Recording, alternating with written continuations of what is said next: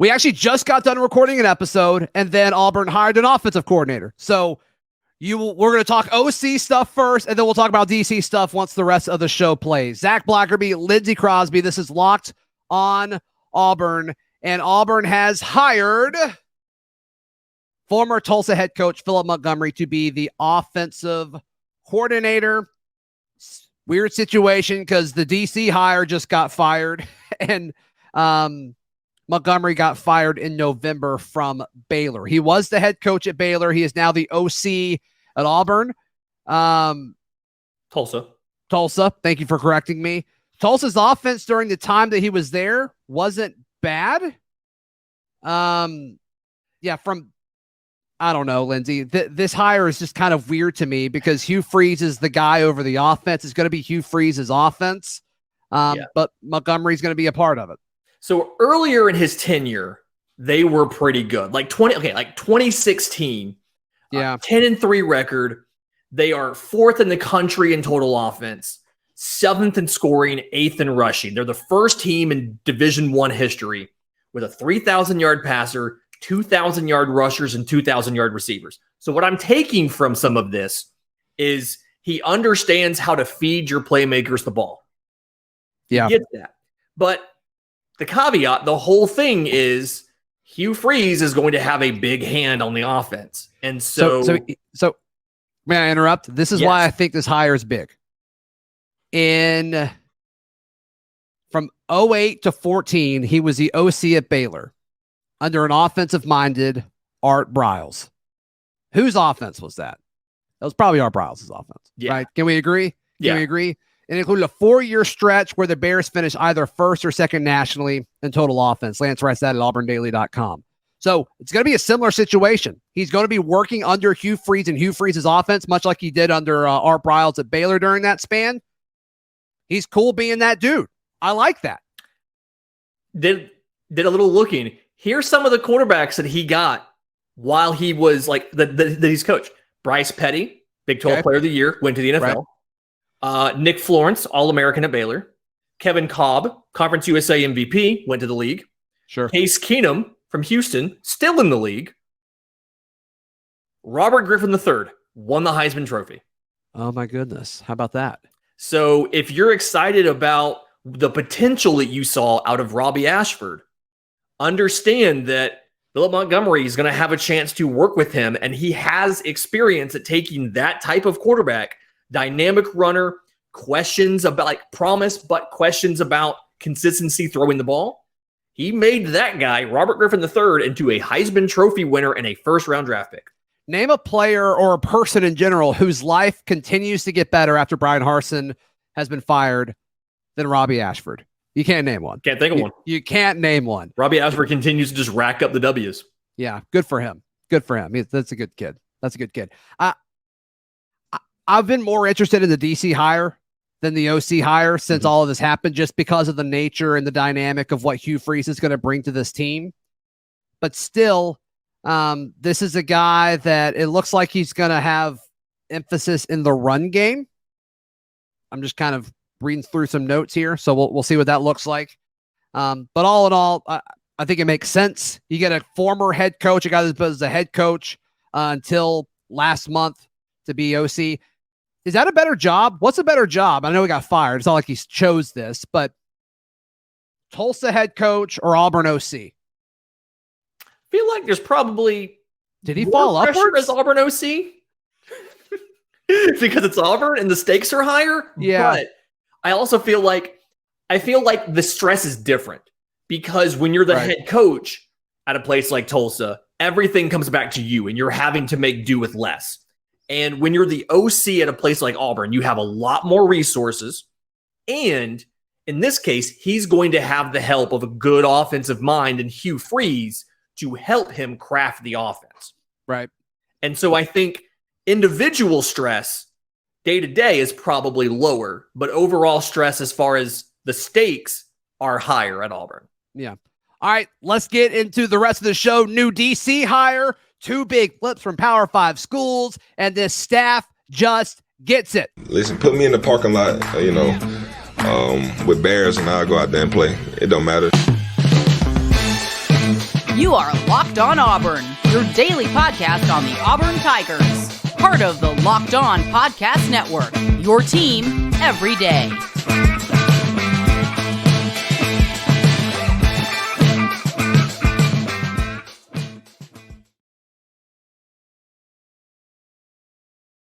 Yes, welcome on into Locked On Auburn, your daily Auburn Tigers podcast. I'm your host, Zac Blackerby. Thank you so much for making Locked On Auburn your first listen every single day. Joining us as he does every single Monday on the show, Lindsay Crosby, writer at auburndaily.com, also the host of Locked On MLB Prospects. Lindsay, the search for Auburn's next defensive coordinator is now behind us. Former Baylor defensive coordinator Ron Roberts will be the next guy. He was just fired from Baylor, so reasonably so. There's mixed opinions on this hire, but initial thoughts for me, I like it. What are your thoughts? I like it. They didn't have a great 2022, but they had a very good 2021. Led the Big 12 in run defense for what that's worth. They were number 3 in the whole Big 12 this year for it. And then the thing that I like is a lot of his defenses in the past have been very good at forcing turnovers. And that's an aspect other than some forced fumbles. I feel like Auburn really hasn't done a great job with on defense in the last, decade or so. We just haven't really had that opportunistic defense. Right. Yeah. Bruce Feldman broke the news, and he also added the note similar to what you just said. His defense led the Big 12 in rush defense in 2021, was number 3 this past year. So we'll see what that turns into.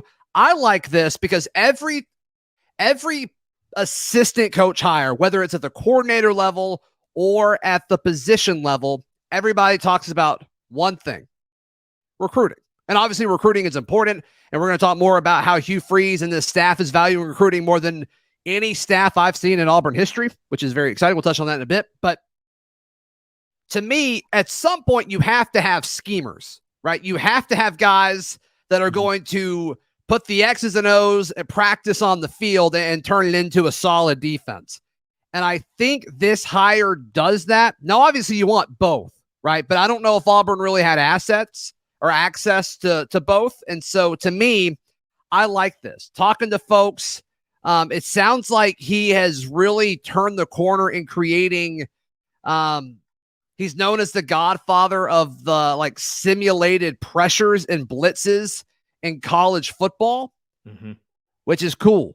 I'll take that in a heartbeat, which is obviously going to help put more stress on opposing offenses. If you've listened to me for a long time, the key to beating opposing college athletes is make them make decisions over and over and over and over again.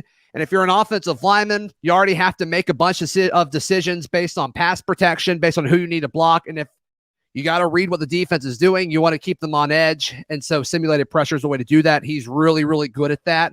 And we saw that at Baylor in 2021, like you said, Lindsay, and that impacts the rushing game and the passing game. So the scheme side of it, it checks the box.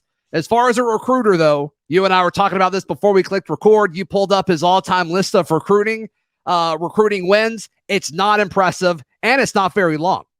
No, there's 4 guys on it. They're all 3 stars. Yeah. And the 2 highest rated, he was the secondary recruiter on. Right. So he's not here to recruit guys, but like you said, he's here to scheme. And something that stood out to me when I was doing the research and looking into his bio, I mean, he's been coaching for 31 years. He was in Division II for a while when he first started off.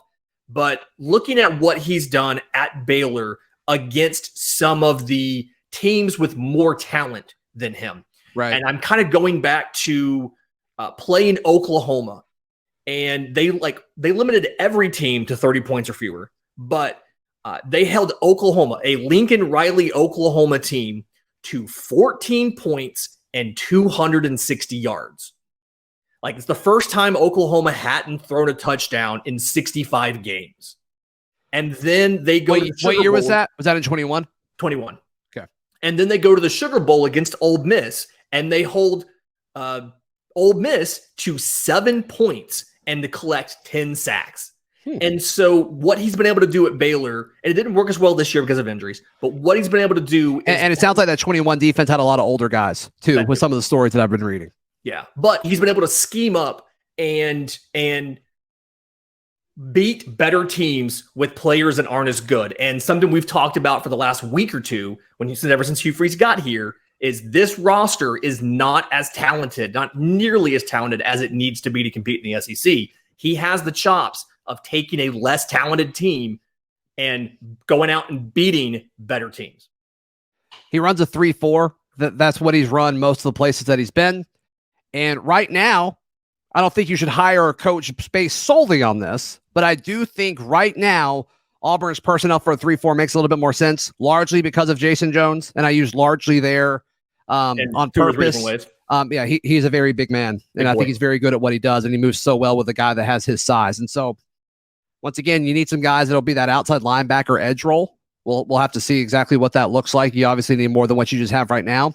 But as far as impact and winning in 2023, I like the hire. I think it makes a lot of sense because, like you said, what we did under Schmetting didn't really work in the turnover category. And I think as more and more rules in the game expands more to benefit the offense, you're not going to get as many stops as you would 10 years ago. This is what college football is. You need to generate more turnovers or you need to get sacks.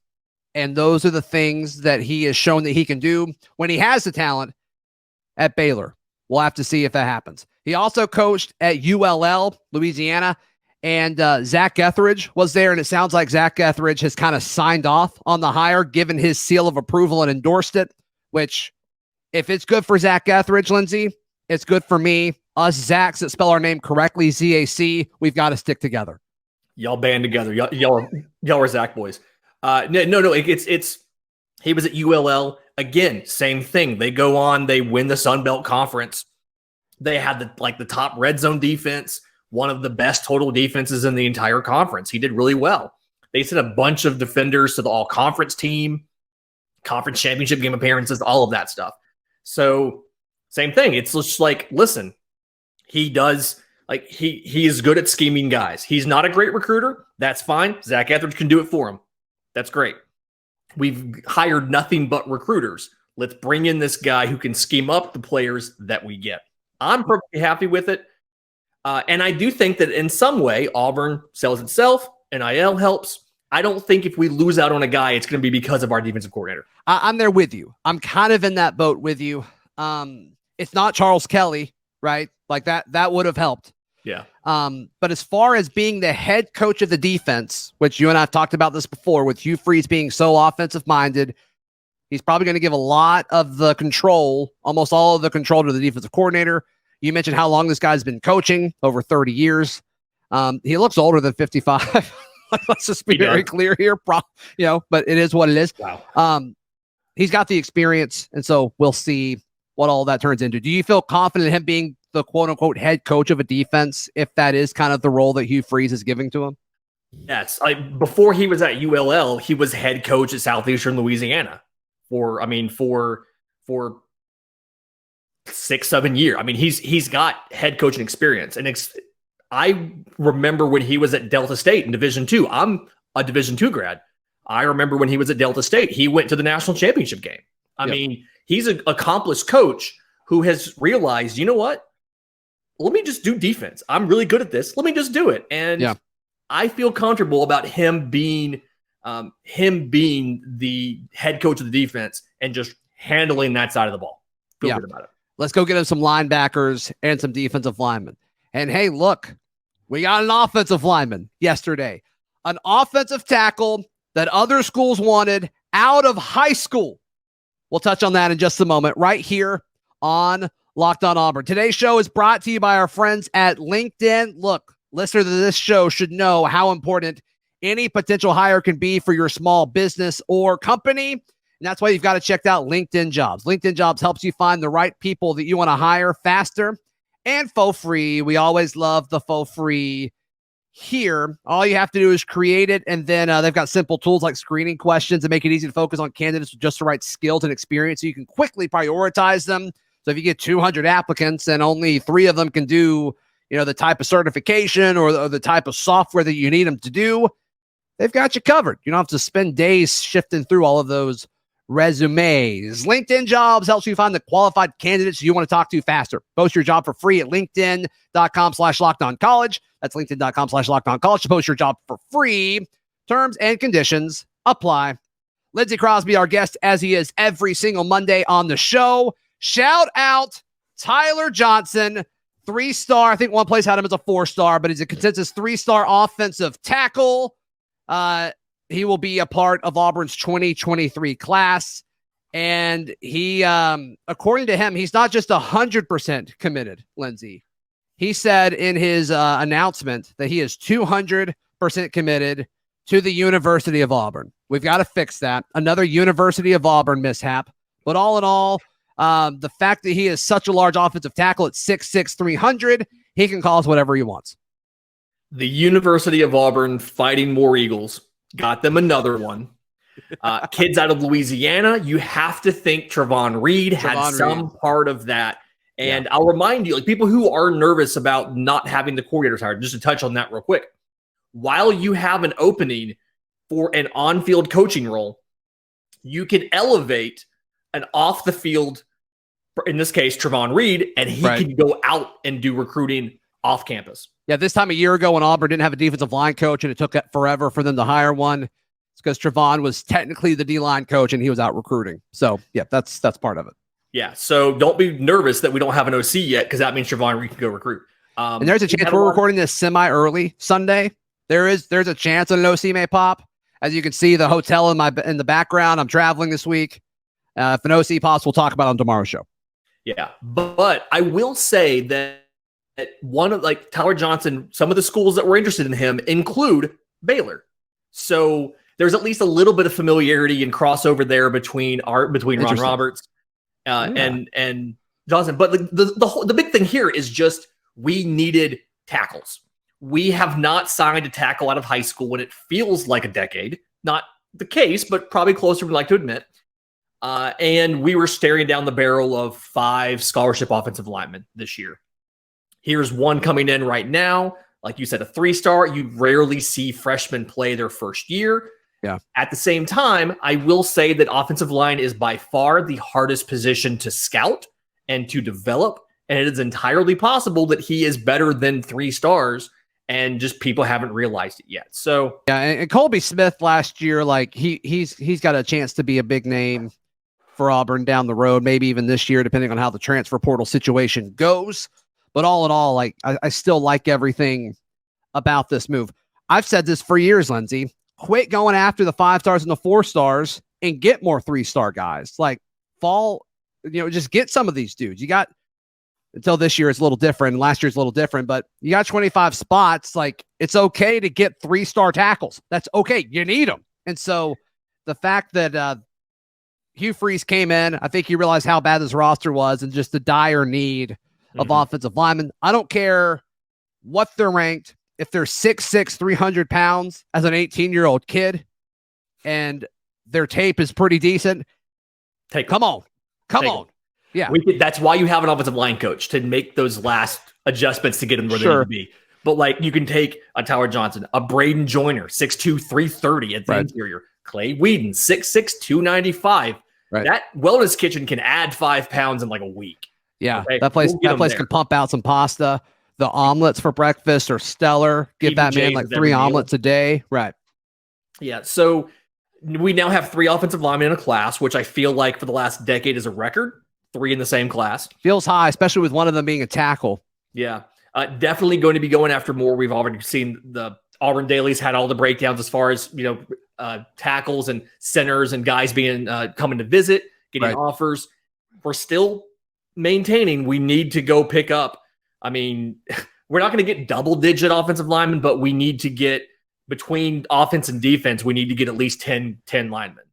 So I'd love to know how like path to playing time, how much that impacted his decision, because you got to think, all right, they're going to get a transfer portal tackle. They've got to get 2 portal tackles. Whether they start or not is a different discussion, but you have to get at least 2. You have to get bookends going into spring and give them the opportunity to start. But do you think he's 200% committed because he knows it'll take less than 2 seasons to get on the field, given the depth? I mean, unless they're bringing in some hot shot redshirt sophomore that's like not quite good enough to go. Maybe that's the difference. Yeah, maybe if there was another guy coming in, he would only be 100% committed, but he is 200% committed. But to be fair, he's large enough for two people, and I'm okay with that. On an airplane, he needs to either buy 2 seats or you're having a bad time if you're next to him. I guess he's got miles saved up. It's fine because he's going places. You know what I'm saying? Texas Tech to Lubbock, or Lubbock to Louisiana is farther than you think it is. Texas is a big state. He probably had to fly for his visits when he was committed there. So, and I'm not convinced Lubbock's a real place. If I'm gonna, can I just be honest with you? I'm just not convinced that Lubbock's a real place. This is awkward. My mother-in-law went there. It is. Oh. Yeah, it's real. Yikes. Unfortunately, I don't think I knew that. I don't think it's spectacular, but it's real. Yeah. All right. But then, so still, that was the first of 2 flips yesterday, Lindsay. Lots of flips. Merry Flipmas to you, Zach. Thank you, sweet prince. Merry Flipmas to you as well, and to all of you listening and watching. But yeah, the other guy, Colton Hood, a former Michigan State commit. He is a defensive back. I think he's more of a corner at the next level. We'll have to see how they choose to use him, but I think Coach Crime Dog will definitely help his development as a corner. But decent size. He's 6 foot, like 170, I think is what most places have him listed as. You'd like him to be a little bit taller, but it is what it is. But former Michigan State guy, and they like their Michigan State defensive backs up there. And his uncle played at Auburn, and Harson's staff just didn't really feel like that was important, which is wild to me. And so Auburn and Hugh Freeze's staff started to recruit him a little bit more. And then it was a pretty quick turnaround, actually, fascinatingly quick, where it's like, oh, okay, good. He wants to be here, which is awesome. He's wanted to be here for months and just could not get an offer from the previous guys. Unbelievable. Yeah, and I think he's a 4-star on Rivals. I think he's a 3-star most places, but I think he's a 4-star on Rivals. We've always said Rivals is the best of all those rating services. Especially when it comes to rating Colton Hood. I don't think there's any doubt about it. I'm sure they saw more of him, so that's why they gave him the 4th star. But no, I like this guy too. We'll see how they use him at the next level. But big day, getting 2 commits that are committed elsewhere. Michigan State and Texas Tech, both good programs too. Yeah, there's a difference when you're flipping a guy from a Power 5 school and when you're flipping a guy who was going to a Group of 5 school or somewhere else. It's like, we're taking those, but no, we're taking Power 5 guys. We're taking Michigan State guys. We're taking Texas Tech guys. It's not quite the level of flipping an Alabama commit or a Georgia commit, but it's baby steps. And I feel like given what we went through the last, 22 months?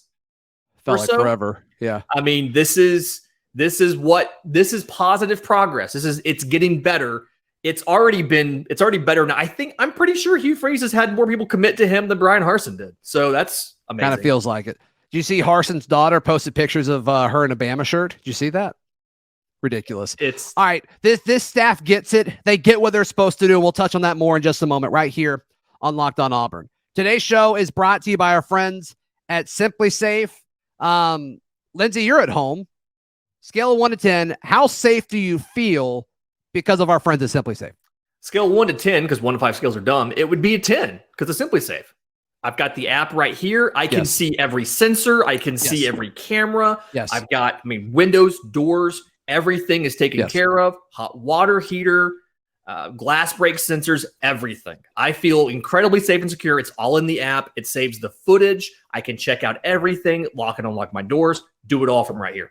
Yeah, if something happens in our houses, we know because of our friends at Simply Safe. And Christmas is a weird time, right? Because people just have the audacity to walk up and take packages off of your porch. If you have Simply Safe, you can catch those losers. You can catch them. You can throw them in jail. You can do whatever you want. Here's the Simply cops. That's it. That's it. I've done the work for you, thanks to our friends at Simply Safe. So don't miss your chance. You can save big on our favorite security system. Get 40% off any new system at simplysafe.com/lockedoncollege. Today's show also brought to you by our friends at Alumni Hall. Christmas is coming up, and I can't think of a place to buy something special for the favorite Auburn fan in your life. You can go to alumnihall.com if you're not in the Auburn, Opelika, Lee County area. I am in town, as are you. So we have the great brick and mortar store in Tigertown over in Opelika. Mm-hmm. Lindsay, I don't know this. That's a good-looking collared shirt you have, old school Auburn A on there. Where did you get that shirt? Actually, I got this from Alumni Hall. It is Did you actually? Polo.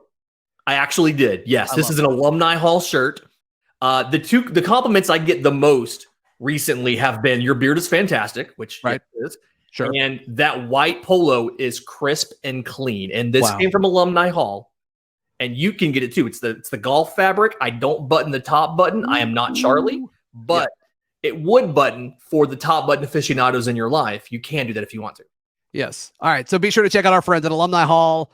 It's in Tigertown, or you can go to alumnihall.com.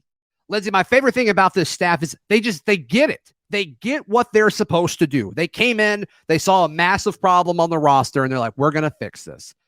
And you look at what Hugh Freeze did yesterday. The 2 flips are cool, but how he's doing all this long-term is a bigger story here. And so he had several officials in town, both high school kids, both transfer kids, whatever it may be. And then he has 3 in-home visits from kids all throughout the state.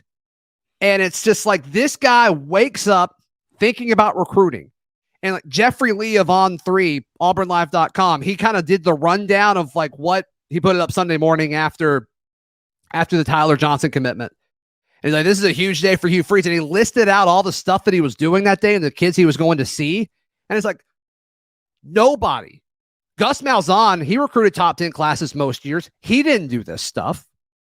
Hugh Freeze is approaching recruiting in a more intense way than any head coach that we have seen at Auburn ever. I said it, ever. We need it. I mean, we need it more than ever. Need it bad. Yeah. This roster is in a bad place. We talked about going into this season, going into 2022, Auburn was in danger of falling out of the blue chip ratio. So that's a percentage of 4 and 5 stars. They're out of it now. Compared to, and then once you look at the transfers out and things like that, Auburn is below 50%. And in NCAA history, it is very rare that a team competes for the national championship without having at least half of their roster being composed of 4 and 5 stars. The exception is 2010 Auburn, but Cam counts as like 10 5-stars. Yeah, so I mean, it worked out. Cam Newton's a 20-star, like by himself. Right. But like, and think about that team. I mean, what, 2 guys made the league for more than like a year out of that team? Well, it fairly didn't last like that long. Yeah, I mean, it was injury more so than skill, but like, Sure. So, and that's very much the exception rather than the rule. And he gets it. And all of the hires, we mentioned this in the first segment, but all of the hires, with the exception of the last one, have been recruiters, to the point where at one point I remember having a conversation with somebody and they're like, well, where's he going to coach? I'm like, I don't know. They've all been defensive back coaches. I have no idea where we're going to put them all. But I don't think it matters because, one, we're a defensive back U now. We're DBU now. Right. Roger McCreary, your baked beans, agree with that. Yep. DJ James is the next one. Right. Yeah. And then 2, we just have to get the guys. Like, you need, like, 90% of the job is getting the Jims and Joes. And then 10% of that is the X's and O's, getting them lined up in the right places. Yeah, I think he gets it. So we'll see what happens moving forward. This should be a massive week for a lot of schools, but I think it's going to be a massive week for Auburn. And I hope I'm able to be here every day. The show will be here every day. Maybe Lindsay hosting it some days, but we'll have to see how the ship's Wi-Fi is in my room. But Lindsay, assuming they don't hear from you again this week, how can people check out everything you got going on? I'm on Twitter at Crosby Baseball. My show, Locked On MLB Prospects, is available wherever you get your podcasts and on YouTube. You can find the writing, auburndaily.com, and the merch, aushirts.com. Find all my written work at auburndaily.com as well. We will see you tomorrow. This has been Locked On Auburn.